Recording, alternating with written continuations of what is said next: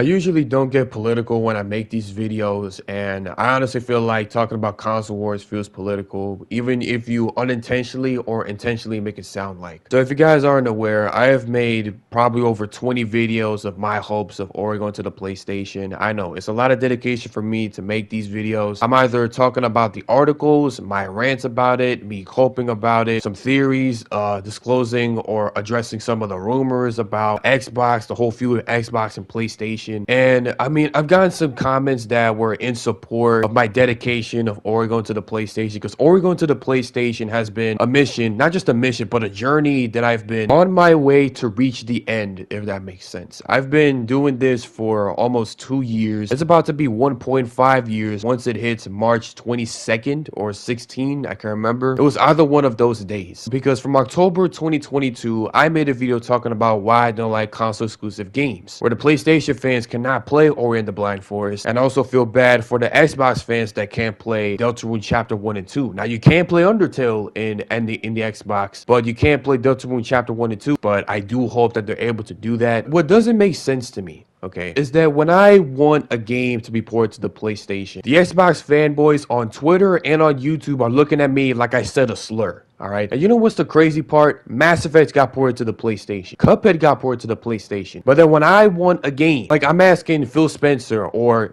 just having my wish or hopes for Ori going to the PlayStation. I've said this before and I'm gonna say it again. Console exclusivity is what's damaging the gaming industry. Sure, it's a business practice to make you sell more consoles, but then again, there's no end to this war, okay? You know what this whole discourse and debate about Xbox versus PlayStation reminds me of? It's like Naruto versus Sasuke on the final episode of Naruto Shippuden, or Super Saiyan Goku versus Majin Vegeta in the Majin Buu saga, or Jin versus Kazuya in the Tekken series, or Mega Shadow Mewtwo versus Mega Lucario in Pokken Tournament. And then with the whole business update that Phil Spencer talked about in the Xbox podcast, you got 4 Xbox exclusives that went multi-platform: Pentiment, Hi-Fi Rush, Grounded, Sea of Thieves. And even the fans of Moon Studios that were talking about it on Twitter feel like it's unfair that the PlayStation fans are not able to play this underrated emotional masterpiece, and that is the Ori series. And I am one of those unlucky few. And of course, you got Nintendo getting their exclusives, because I feel like everybody understands that any game that's from Nintendo belongs to Nintendo. For example, Super Mario Brothers, Luigi's Mansion, Metroid Prime, Xenoblade Chronicles, The Legend of Zelda, Earthbound, Pikmin, WarioWare, Fire Emblem, Bayonetta. And I understand what's made from Nintendo belongs to Nintendo, okay? I feel like anybody that's trying to make a statement that, oh, Metroid Prime Remastered should go to the PlayStation, they be looking pretty stupid. And I know why Ori and the Blind Forest and the sequel to the Ori series got ported to Nintendo Switch, because Xbox and Nintendo are good friends. Like I said, PlayStation and Xbox, they're basically rivals. But then with the whole business update that Phil Spencer was talking about, they put out a truce, and they put these 4 Xbox exclusives to the PlayStation, to the Nintendo Switch. Majority of them are on PlayStation. Pentiment is on the Nintendo Switch with the PlayStation for the PS4 and PS5 download. For Hi-Fi Rush is on the PS5 exclusive download. Grounded is also on Nintendo Switch and on PlayStation for PS4 and PS5 downloads as well. And for Sea of Thieves is a PS5 exclusive. And then when you use this same logic to Xbox fans, okay, because I've been getting the same reply and the same comment on my videos and on my tweets where they told me to just buy an Xbox. Once again, neither party, whether it's Microsoft or Sony or Team Xbox or Team PlayStation, would want to spend triple digits of their money to buy a console to play a game that's on the said console. Like, if you use this same logic of telling an Xbox fan to buy a PlayStation to play Bloodborne, they're not gonna buy a PlayStation to play Bloodborne, alright? Same thing goes for me. You're gonna ask me to buy an Xbox to play Ori, I'm most likely not gonna spend triple digits of my money to buy an Xbox to play Ori, because I don't have the money. I don't think I'm willing to spend that money to buy a console that's meant to play on the said console. And I understand for the Xbox fanboys, okay? I understand that you feel a bit let down with this whole business update that Phil Spencer has been talking about, that they lost the console wars, that the PS5 sold more units than both the Xbox Series S and X combined. Nintendo is taking #1 with over 122 million Nintendo Switch units. PlayStation 5 sold up, I think it was 30 or 50 million. With the combination of the Xbox Xbox Series X and S. It couldn't even beat the PlayStation 5 units that were sold, whether it's the original, the digital version, the PlayStation 5 Slim. It sold way more units than the Xbox Series X and S combined. But then you guys are gonna bring it up saying, oh, well, there's PlayStation exclusives going to PC. Good. I honestly think that the PC users have the ability to play Xbox exclusives that were playable on PlayStation 4 or PlayStation 5. For example, Ratchet & Clank Rift Apart or Ghost of Tsushima, whether it's the original or the director's cut. They can finally play a game that is supposed to be meant to be played on the console, but it's now playable on PC. And I feel like that's a good thing. They're not left out with the masterpieces that PlayStation was able to pour out before it was ported. I'm just tired, okay? I feel like the Xbox fans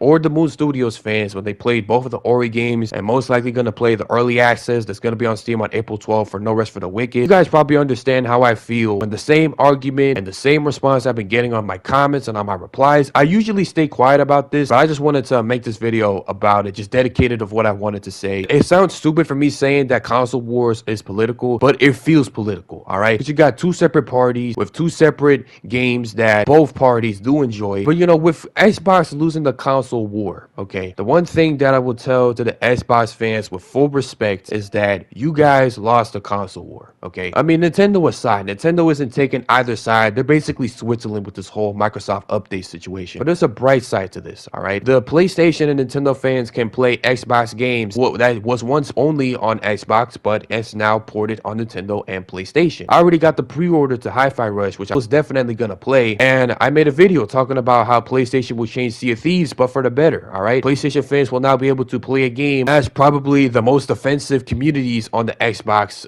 community, specifically because of how they love this game for what it is, and I'm most certain that I might enjoy it too. I mean, I even interviewed one of the fans that they're gonna say you're gonna enjoy the game, and I think that you can too. I think that you can enjoy Sea of Thieves when it gets ported to the PlayStation, which it already did. What I'm saying is that you're gonna enjoy it once it's released, because we gotta wait till April 30th for it to come out. Now, Phil Spencer did say that if the sales do good for the Xbox games, more are coming soon, okay? I don't know if it's gonna be 4 or it's gonna be 8, but I'm hoping that 2 of them is Ori and the Blind Forest and Ori and the Will of the Wisps. Once I'm able to play on the PlayStation, the Xbox fans or fans of Moon Studios, whether on Xbox, Nintendo Switch, or on Steam, can watch me play this game, I'm gonna make a 60-minute video about this, a whole 60-minute video. My plan is gonna be like funny moments, emotional moments, moments that I was raging, boss battles, and then the ending of the game, all right? I'm gonna try and compile that into like a 60-minute video, but I'm hoping that'll fulfill your expectations, and hopefully it'll do well on YouTube. I'm also planning to get a digital tablet because I want to get back to drawing so I can make my own thumbnail. Or if you're willing to help a brother out and make a thumbnail for me, let me know in the comments or DM me on Twitter for the whole series that I'm making, and that's me playing Ori and the Blind Forest and Ori and the Will of the Wisps. And when that does, this is basically the Afrocentual